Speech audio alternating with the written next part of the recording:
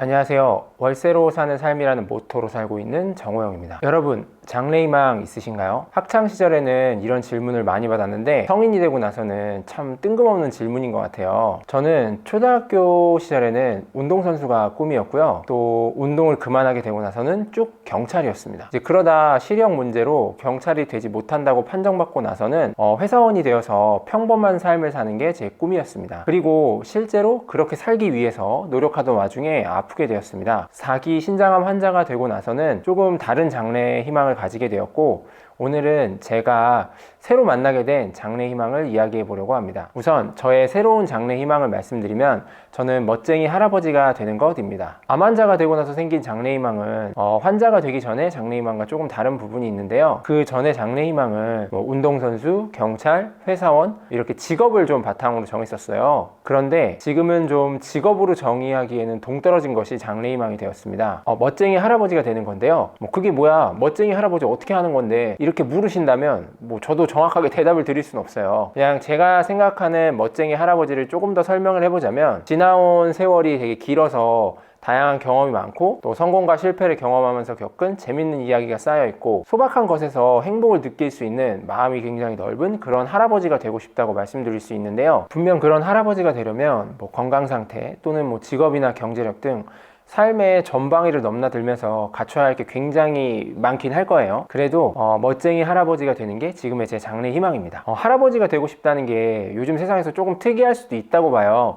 왜냐면 유튜브 스크롤을 조금만 이렇게 내려봐도 노화를 늦추는 법, 젊게 사는 방법 이런 썸네일이 우수수 떨어지거든요. 또 게다가 제가 할아버지가 되고 싶다 이렇게 말을 하면 인간은 시간이 지나면 저절로 노화가 오고 그러면서 노인이 되는 건데 그냥 가만히 있어도 되는 걸 장래희망이라고 하는 건 좀 이상하다 이렇게 생각하실 수 있는데요. 그 부분이 맞기도 하고 틀리기도 합니다. 가만히만 있어도 되는 것에서 가만히 있는 부분이 제 지금 삶과 상황에서 장담할 수 있을지 모르겠더라고요. 어쨌든 누군가가 이상하게 생각하는 건 이미 제 삶에서 중요한 게 아닌데다가 할아버지가 된다는 건 저에게는 저절로 얻어지는 게 아니라 인생을 걸어야 할 정도로 굉장히 큰 목표입니다. 저는 상대적으로 시간이 부족한 쪽에 서 있는 사람이라 아무래도 비암 환자인 분들과 이렇게 눈에 띄는 지표를 보았을 때 먼저 세상에서 사라질 확률이 높은 사람이에요. 약간 극단적으로 표현하자면 제 주변에 있는 사람, 저를 아는 모든 사람은 평생 저를 30대로 기억할 수도 있습니다. 그렇다 보니 시간이 부족한 저의 1차 희망사항은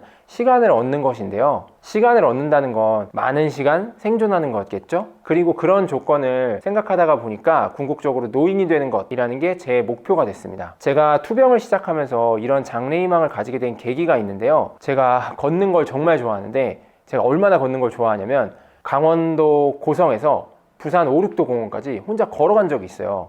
나중에 기회가 되면 그 이야기도 남겨볼 텐데요. 여튼 저는 그 정도로 걷는 걸 좋아합니다. 투병 초기에 병원을 이렇게 오가면서 좀 답답하기도 하고 혼란스럽기도 했어요.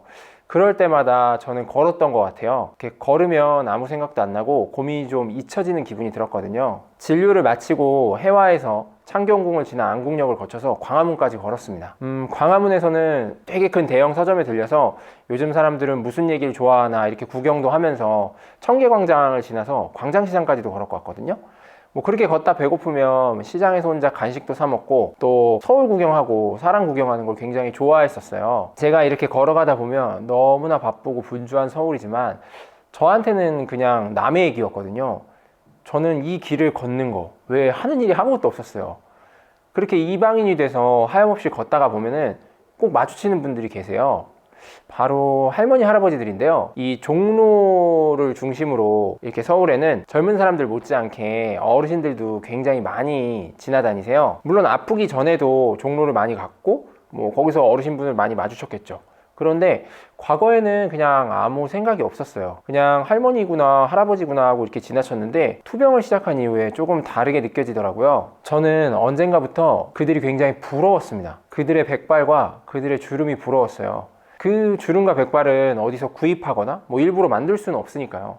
오직 시간이 지나간 흔적으로만 만들어지니까 시간이 항상 부족하고 아깝다고 생각한 저에게 그들은 좀 시간 만수르? 그런 느낌이었어요. 이 시간이라는 게 저장이 불가능해요. 무조건 이렇게 써버려야 되는데 저보다 많은 시간을 사용했다고 생각하니까 뭔가 좀 부럽더라고요. 제가 그 당시 어르신들을 보면서 느꼈던 감정은 마치 신입사원으로 제가 이렇게 어딘가 입사를 했는데 정년퇴임하는 부장님을 보고 나서 아, 나도 정년까지 여기서 내 삶을 읽어갈 수 있을까 하는 그런 뭔가 기대감 아니면 좀 부러움 뭐 그런 느낌이었던 것 같아요. 물론 어르신들 각 개인이 그들에게 주어진 그 긴 시간을 어떻게 사용하셨는지까지는 제가 알 길이 당연히 없습니다만 저는 그들에게 주어졌던 그 시간의 객관적인 양이 참 부러웠던 것 같아요. 지구의 월세로 사는 저에게 그런 시간과 그런 시간을 통해 얻은 경험은 굉장히 부럽고 제가 그런 걸 되게 갖고 싶었나 봅니다. 저는 그래서 환자가 된 초기부터 백발이 참 부러웠어요. 병원에서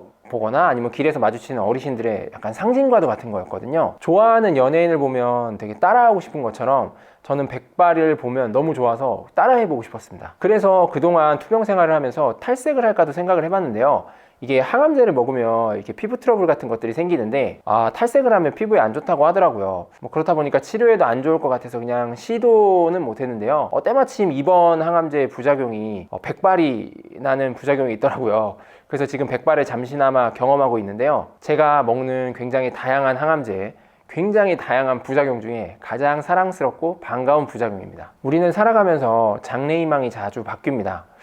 어릴 적 자신있게 말하던 장래희망과 지금의 삶이 같은 분들도 계시겠지만 아마 대다수는 그때의 꿈과는 조금 다른 길을 걷고 계실 것 같아요. 그런데 그런 것들이 지극히 정상인 것 같아요. 각자가 마주하는 상황이 이렇게 천차만별이고 또 시간이 흐르면서 뭔가 상황이 변해가는 건 뭐 제가 어떻게 할 수 있는 부분이 아니니까요. 그런데 제가 할아버지라는 꿈을 가지게 된 데는 그런 말 있잖아요. 꿈을 크게 가져야 못 가도 절반은 간다. 뭐 그런 말이 있는 것처럼 이렇게 평범한 회사원으로 살기가 제 장래희망이었는데 지금 저의 상황에서는 좀 터무니없을지 모르지만 일단 할아버지로 목표를 잡으면 생각보다 멀리 이렇게 항해하지 않을까 생각해서 투병하게 되면서 멋쟁이 할아버지로 장래희망을 정하게 됐습니다. 유년 시절의 장래희망이 성장하면서 조금씩 바뀌듯이 투병하면서 상황에 따라 또 제 장래희망이 바뀔 수도 있을 것 같아요. 뭐 장래희망이라는 게 뭐 단어는 거창하지만 결국은 미래에 내가 원하는 삶의 모습을 얘기하는 거잖아요. 살아가면서 원하는 바가 변하는 건 지극히 자연스러운 일이고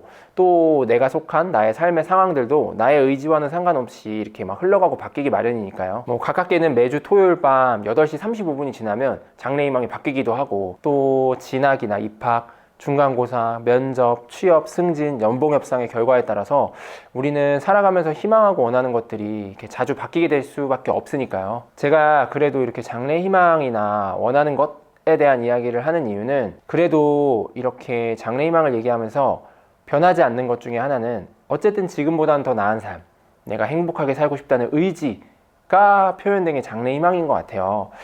그것만큼 나의 삶을 건강한 방향으로 이끌어주는 게 또 있을까요? 저는 삶의 중심에서 멀어진 이방인이라 이 평범한 회사원이라는 장래희망에서 멋쟁이 할아버지라는 장래희망을 가지게 된 것 같습니다. 이번 주에 제가 컨디션이 좀 안 좋았어요.